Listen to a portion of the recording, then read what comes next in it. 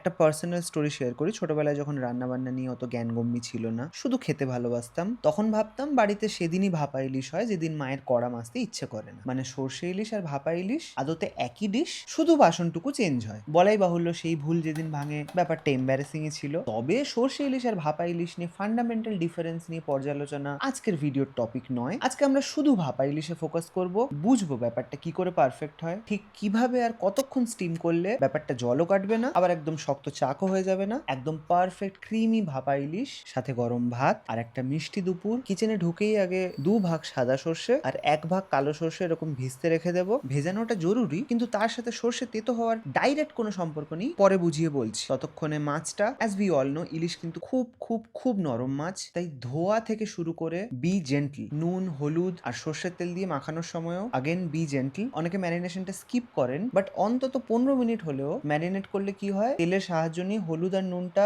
Evenly spread হয়। আর যেহেতু পুরোটা ভাপে রান্না হচ্ছে, তাই নুনটা চারিদিকে ইভেনলি স্প্রেড হওয়াটা খুব জরুরি। এবারে সর্ষেটা ছেঁকে বাটবো। সর্ষেটা ভিজিয়ে রেখেছি। সর্ষেটা ভেজানোর পরে তার বাইরের ছালটা নরম হলো, তাতে বাটতে কম সময় লাগবে। আর সর্ষে তেতো হওয়ার মূল কারণ হলো বাটার সময় তৈরি হওয়া হিট। মানে বেশিক্ষণ বেটে মিক্সার গরম হলেই সেই হিটে সর্ষে তেতো হয়। তাই ডাবল শিওর হতে ঠান্ডা জল বা বরফ, কাঁচা লঙ্কা, একটু বেশি করে নারকোল কোড়া, কটা কাজু, খাতায় কলমে অপশনাল, বাট পারলে স্কিপ করবেন না। এর ক্রিমিনেসটা খুব জরুরি। আগেন, যত কম সময়ের মধ্যে সর্ষে বাটাটা কমপ্লিট করতে পারবেন, সর্ষে তেতো হওয়ার চান্স তত কমবে। ব্যাস, রান্না কিন্তু অলমোস্ট ডান। একটা বাটিতে বেটে রাখা পেস্টটা, দই নিয়ে নুন, হলুদ গুঁড়ো, সর্ষের তেল, চিনি, খুব ইম্পর্টেন্ট, ভালো করে ফিটিয়ে একটা স্মুথ পেস্ট বানিয়ে একটা যে কোনো টিফিন বাক্স নিয়ে নিচে একটা লেয়ার করে ওপরে হালকা হাতে মাছগুলোকে রেখে ওপরে বাকি পেস্টটা দিয়ে, এই যে ক্রিমিনেসটা দেখতে পাচ্ছেন, কাজু ছাড়া আনা চাপ আছে, ওপরে একটু সর্ষের তেল, অফকোর্স চেরা কাঁচা লঙ্কা। এরপর মেনলি দুটো কনফিউশন থাকে, ভাপানোর সময় জল কতটা দেবো আর কতক্ষণ ভাপাবো।